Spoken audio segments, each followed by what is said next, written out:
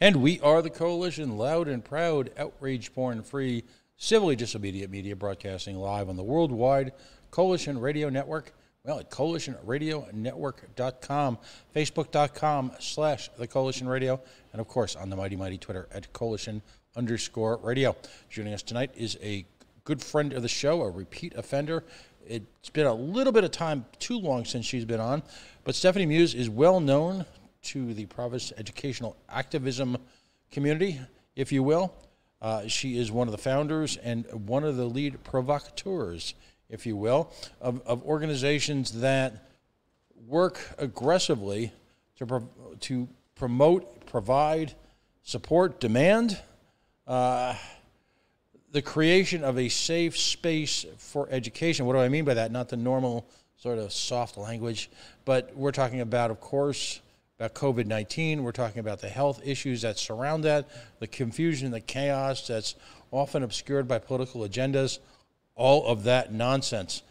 Of course, we're coming up, incredibly enough, in a few weeks to the beginning of the school year. So, as they say, here we go again. Stephanie Meuse, how are you today? I'm doing really well, Pat. How are you? I'll just confess, I did, excuse me, have a little bit of a rite of passage today as a Rhode Island broadcaster, if you will. I went to the Emergency Management Center, the heartbeat, if you will, of Rhode Island during times of crisis. And, of course, to meet with the variety of Rhode Island leaders who will bring us through this hurricane threat this weekend. So now I feel like I'm almost like a real boy, too. How about you? So let's there you go. Let's get right to it. The entire summer has gone by now. Excuse me, I've been talking all day.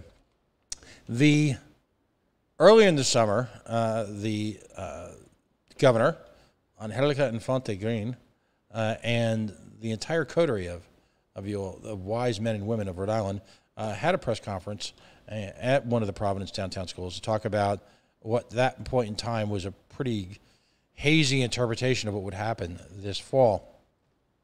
Now, in true Rhode Island fashion, over the last week or so, we've had these lurching steps towards ultimately what happened yesterday, which is a mask mandate.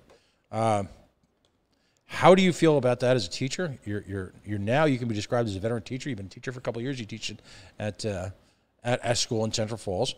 And how do you feel about that? How do you feel about that compared to the wide range of issues that teachers face in the age of COVID teaching? And how do you feel about just how they're working with the variants? Kind of just give us a snapshot of what teachers are confronting as we face the next school year. So I feel like, along with a lot of other people, feel relieved that there was finally a mask mandate. I think largely the feeling is more that we just feel annoyed that that's the thing that we're talking about. That's what we've had to spend time and energy fighting for, like a mask mandate. And I think going into this year, that felt like a given. And we were like, okay, what are the other mitigation things that we're going to have to fight for? What are the other school issues that we're going to have to talk about? And instead, we found ourselves 2 weeks away from school opening, talking about masks, and that felt really frustrating. It felt frustrating for Mickey to wait so long and put Angelica and Ride in the position that he did, to have to basically circumvent him and take a legal risk to say that they wouldn't accept plans without masks. So I'm glad that we have a mask mandate. And we still have a lot of other things to fight for. And I feel frustrated that this is the position we're in this summer. In a very real sense, this is really, have I lost track of time? Are we really going into a third school year per se? You know, when you consider the half year that was in the initial onset of Corona. Are we going to a third separate school year now with still the same sort of last-minute chaos? A third separate school year, and I know in a lot of places school doesn't start until September 9th or September 7th or whenever, but really we're starting a third school year in COVID. the earliest school I think reopens in like 6 days. Wow. Oh man, that is I first of all, to be a kid, that's got to be tough. I mean, I just remember Labor Day always being the the day or two right after Labor Day. You got that last kind of feel of summer in, and then before it hit the fan, before the bricks came down, before life ended as you knew it.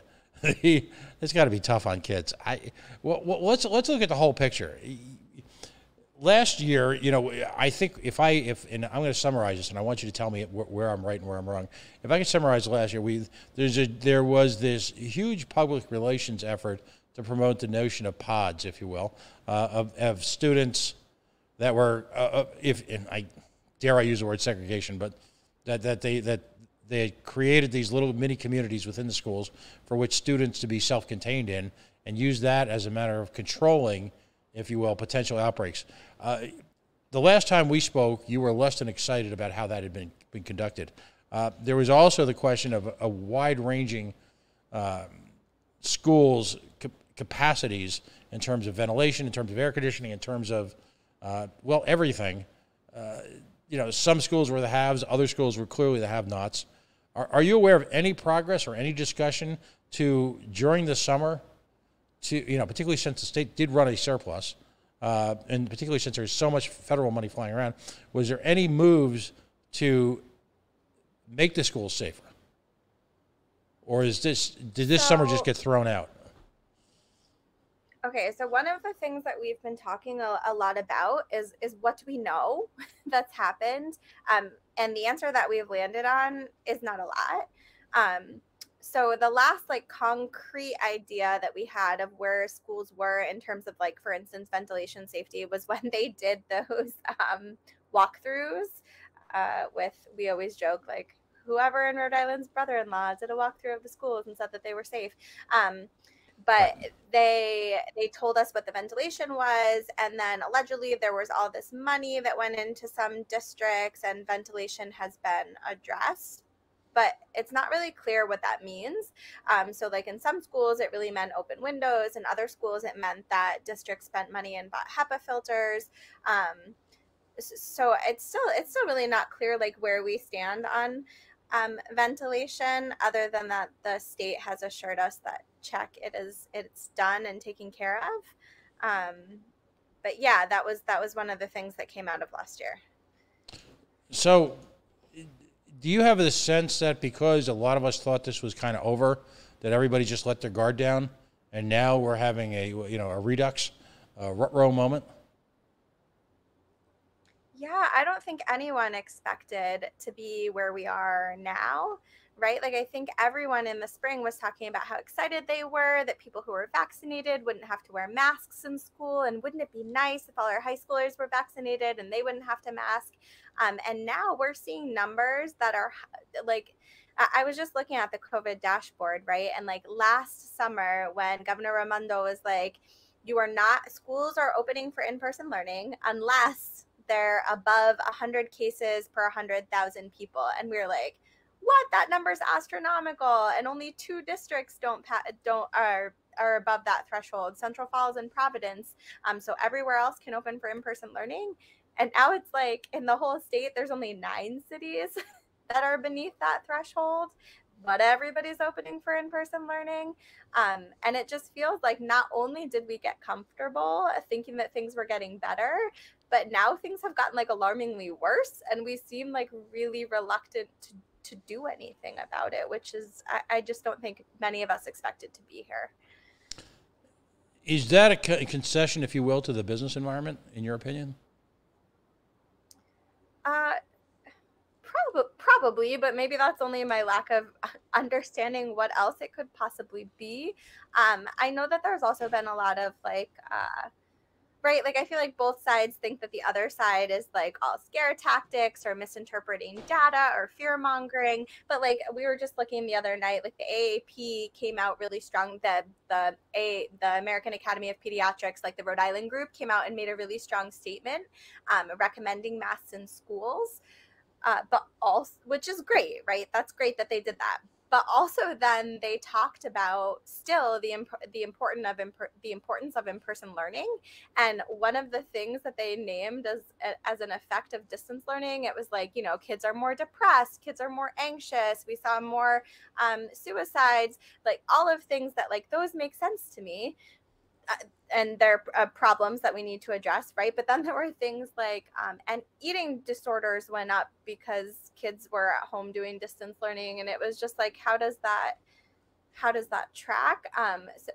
So yeah, we're kind of in this place where it's like, what is motivating us to be where we are right now? Is it capitalism? Is it fear? Is it COVID like fatigue or whatever? Who knows why we're here? But it's a not great place to be.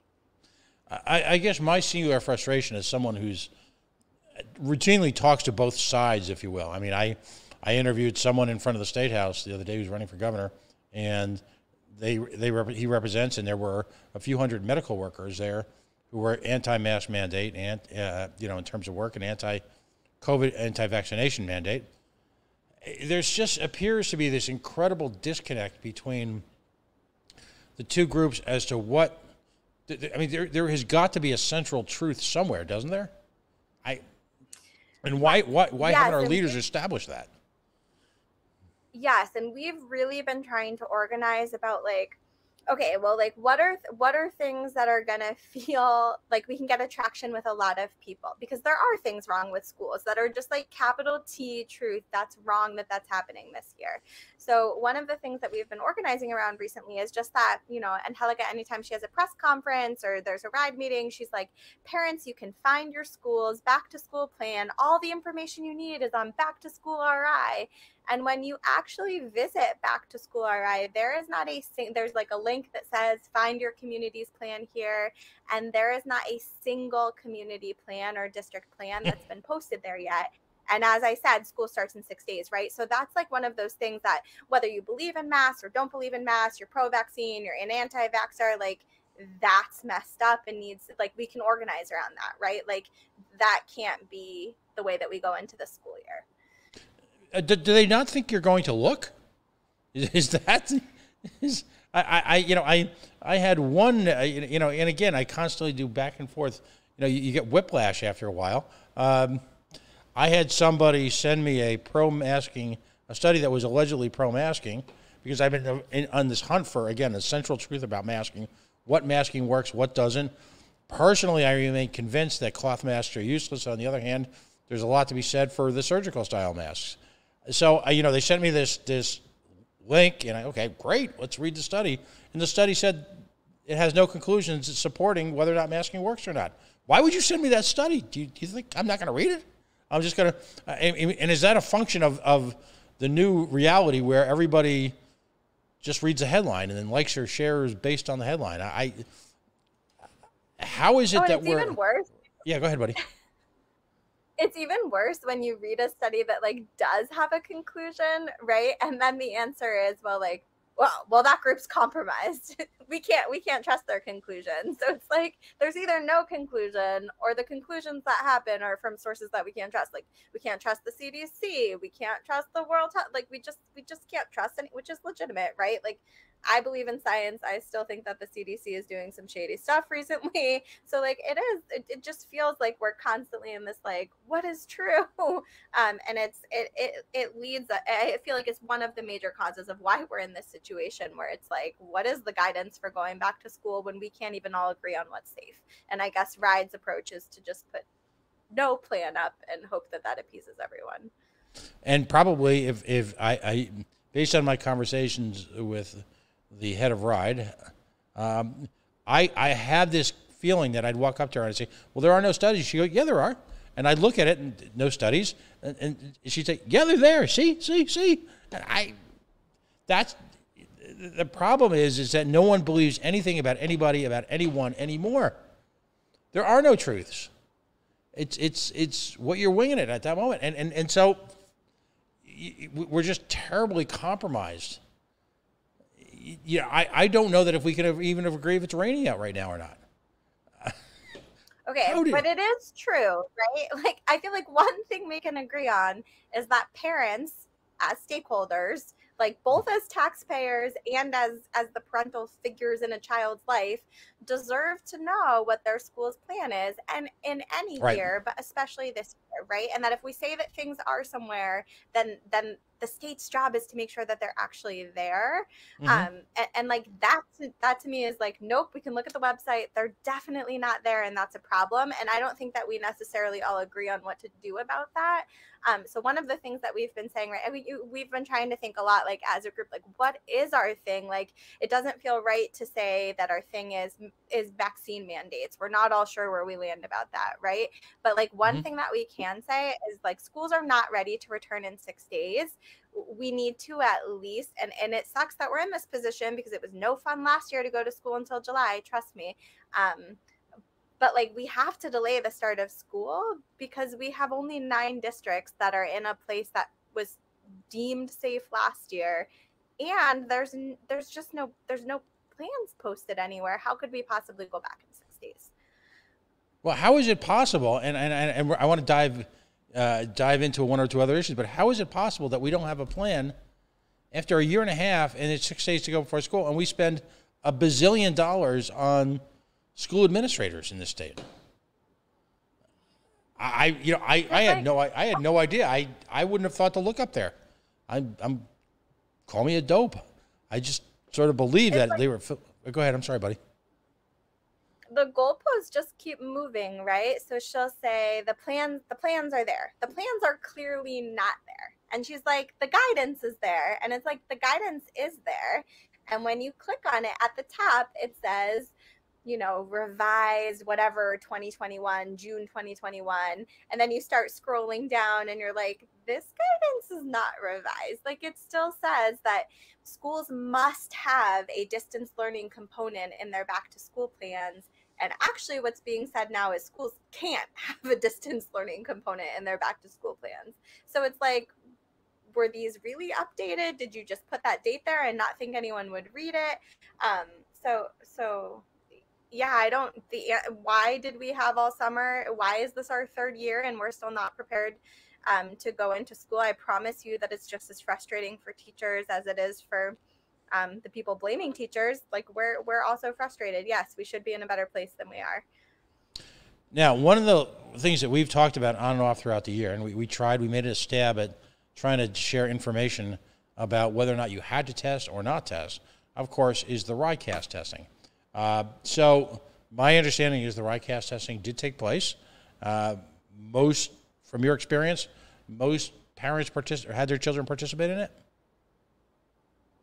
Most parents had their children participate in it. You know what's funny is that I actually, in true mom fashion, both my kids got sick this year. So I wasn't even at school for the RICAS days to like see who was there. But my sense across the state is that some families successfully opted out, and it seemed like there was some momentum this year. But by and large, most families, their kids took RICAS. Now, true to form, as you predicted, we're entering a school year upon which there should be some reaction or attitude adjustment, if you will, or off of those tests. But those results have not been published yet, have they? No, but they're not normally published until I think we usually get like our embargo data in like October. Okay. And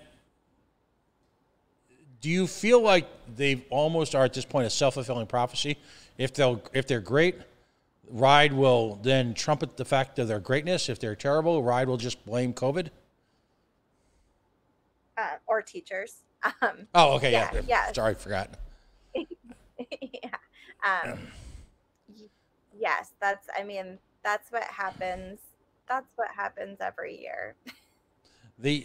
So going into this year, I mean, full disclosure, my wife's a teacher, and she's been at work already multiple days.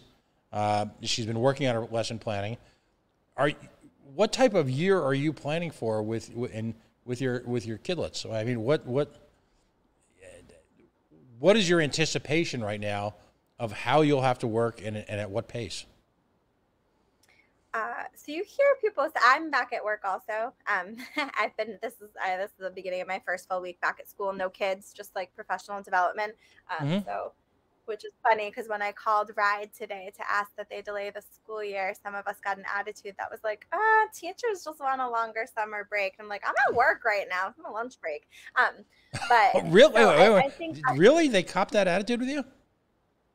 yeah, not me personally, but I was in a room full of teachers who I was like, could you please call Ride and ask for this thing? And by the 20th teacher, I think Angela Texera had maybe had enough of us calling her and insinuated to some other teachers that maybe we just wanted more vacation time. Wow. No. We're at work right now. Empathy is a wonderful thing. And yet, Right? I don't know as a group, it was, you talk about a redux. Yesterday, they had the first, reunion, COVID press conference reunion, obviously in many, many months. And the whole crew was there. They brought the band back together to go on tour. It was the governor, the lieutenant governor in this case. You had the head of the Department of Health, Dr. Scott, and of course, you had Ms. Green. And they, true to form, it's like they hadn't missed a beat. Each person, Dr. Scott and Ms. Green, opened up their comments with at least 5 minutes of regurgitated, self-congratulatory pat on the backs with just how freaking wonderful everybody was. And you had to see the looks, the eyes rolling on our side. And I have never seen a group of people less self-aware of other people's reactions to them. So you're planning as far as the school year is that right now your assumption is that it's going to be always in person, and you're just full tilt ahead on a regular class year at this point. I feel like assumption is the wrong word. What's the right word for like that's the mandate that's been handed down to me? Is that like we're 100% in person? There's no other option. Riot has decided that that's what's best for children. We are going back to school 100% in person. And I think what most of us think is going to happen is that we are I've been at work setting up my classroom, planning to have kids back because whether we like it or not, Riot is probably not going to delay school. And if they do, we're still going to start in person. So like kids are going to come in my classroom. But I feel like what most of us are feeling like is going to happen is that it's not going to be very long before we're virtual again, and that's based on what we're seeing happen in the South right now, right? Like they start school 2 to 3 weeks before we do every year, and this year Georgia, Mississippi, we've seen there's outbreaks, schools closed, we return to distance learning, and what we're feeling like right now is like that's inevitable, and what's going to happen is that it's going to be 2020 all over again, where we're going into it with no plan, and that it feels scary and frustrating to be back in that place.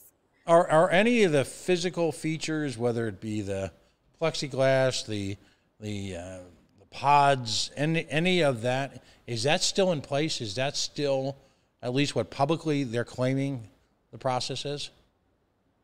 There was literally nothing before the governor passed the mask mandate yesterday. Nothing. No things. There's not money for Binax testing. There's not 3 feet. There's not a quarantine protocol. There's recommendations like, hey, districts, we recommend that you follow blah, blah, blah, blah, blah. But like, good luck if you live in Woonsocket, because the people in Woonsocket running their school committee over there are like insane. So there was nothing before the mask mandate. Nothing at all. So we've got this curious dichotomy, if you will. You've got an administration that's publicly acting as if all heck is breaking loose and we're ready to rumble. But the reality again continues. And please correct me if I've got this wrong. The reality is that for the second and a half year in a row, it's all public relations. Yeah, and I think, right, like it's not even public relations, it's like semantics. So like Ride has decided that their hands are tied and they can do nothing. What they can do is make a recommendation. And McKee has decided that he's a libertarian, and apparently he just doesn't feel like the government should step in at all and let municipalities do what they will. And so we have this thing where everybody's like, well, I am doing my job. My job is to do nothing. And school committees are like, we're not scientists. We can't we can't do this. Our job is actually to listen to families. So it's like families driving the decisions, right? And if you live in some communities, that might feel really good, and if you live in other communities, that might not feel so great, right? Like if you're an anti-vaxxer and you live in a community that's pushing their school community to make a vaccine mandate, good luck to you. And if you're somebody who really wants your kid to wear a mask and you live in Woonsocket, like, good luck. Do you often feel that teachers are also the front line in terms of the delivery of information to the parents? Have you been saddled with that role? Not at my school, which I feel so lucky, but yes, in many schools. And I feel like at my school, it's been a response to teachers being like, that was our job and it can't be, like, you can't put that on us. And my head of school is very responsive and great and listens to us and has taken on that job. But in many places, yes, it's teachers' job to like be that point of contact. You're the person fielding questions about safety protocols and when the first day of school is and how many kids are going to be on the, like, I was just at my school meeting the other day and parents are asking things like how many kids are going to be on the bus, how many kids are going to be in a class, how much space between kids, like they just, does my kid have to be tested? Are there tests available? What happens if a kid in the class gets sick? What happens if somebody in my house is sick? Can I still send my kid to school? And like parents have questions, and yes, in most places teachers are the one to answer them. And also teachers have taken on this weird role of being the only people to like present any capital T truth about what's happening like publicly, because no one else seems to want to do it.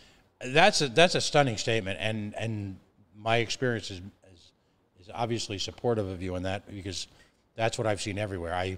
I just see individual teachers' Twitter accounts and individual teachers' social media accounts becoming, if you will, a reflection, a sort of a prism of what's actually happening when you find out about a variety of things, whether it be what's acceptable for teacher recertifications, ESL issues, labor issues, and of course, and again, what's stunning is that you've got this unanimity at the senior level about just how rosy things are, and everything's completely under control.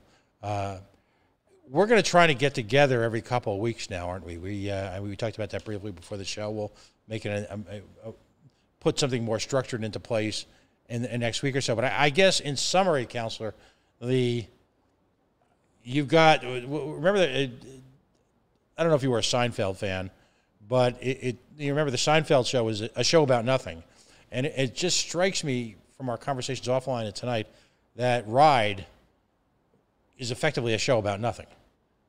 It just strikes me that, in fact, am I taking it too far when I think about their entire approach to this as being an empty suit?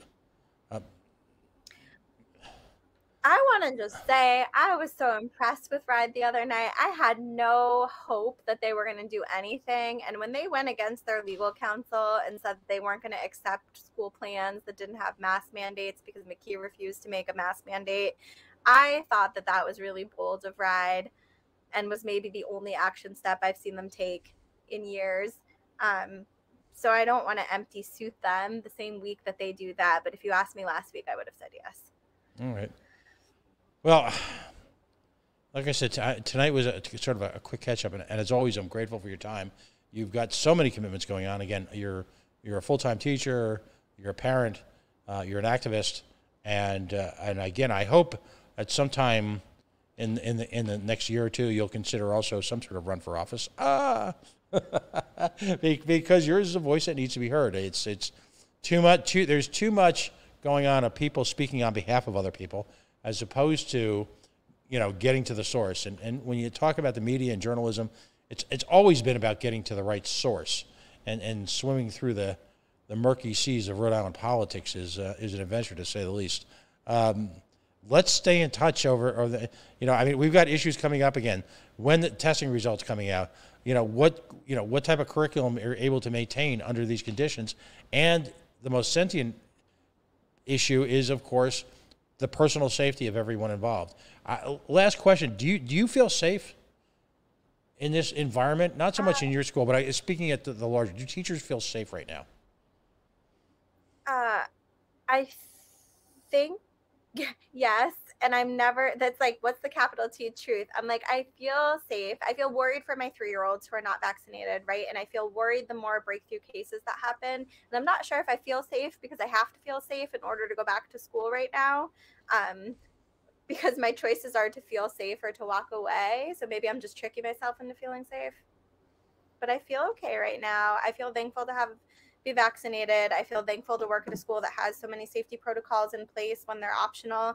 But I totally understand why people don't feel safe right now. Right. Compelling stuff as always. And again, as always, congratulations for your activism and you and the hard work the teachers do. Again, my wife's been a teacher for, yikes, a long time. And teachers everywhere, the multiple challenges exist. The simple ability to deliver the complex array of materials that are involved in teaching today in a perfect world would be a difficult job. Add into it all of these other, and I use the word distractions very carefully because they're more serious than that, but when you add into that all the other associated issues that are being thrown in your face on everything from the child's personal health to the child's social health to the child's home environment to having to now navigate these waters without, if you will, a strong public educational presence behind you is just got to be terrible. So God bless. We will. I'd like to have this conversation again right after Labor Day, because at that point you'll have a couple days to school. Of course, if things should blow up as they are wont to do in Rhode Island, right? Let's continue this conversation live. All right, you have my number. Be in touch. All right, buddy. Stephanie Meuse, again, activist, mom, teacher, everything. Yikes. Confronting murky waters as to what is reality, what school administration would like to have parents believe, what the government would like to portray, and then there's that crazy business of sitting down with great little kids and trying around being surrounded by all of this and actually providing them the education they need. Remember, all kids are superheroes. It's up to us as adults to try and figure out what their superpowers are. We are the Coalition, loud and proud, outrage porn-free, civilly disobedient media broadcasting live on the worldwide Coalition Radio Network at coalitionradionetwork.com, facebook.com/The Coalition Radio, on the Mighty Mighty Twitter at Coalition_radio. We're going to go to national programming in just a few minutes. But again, Stephanie, thank you so much. Thank you, as we say, for being you.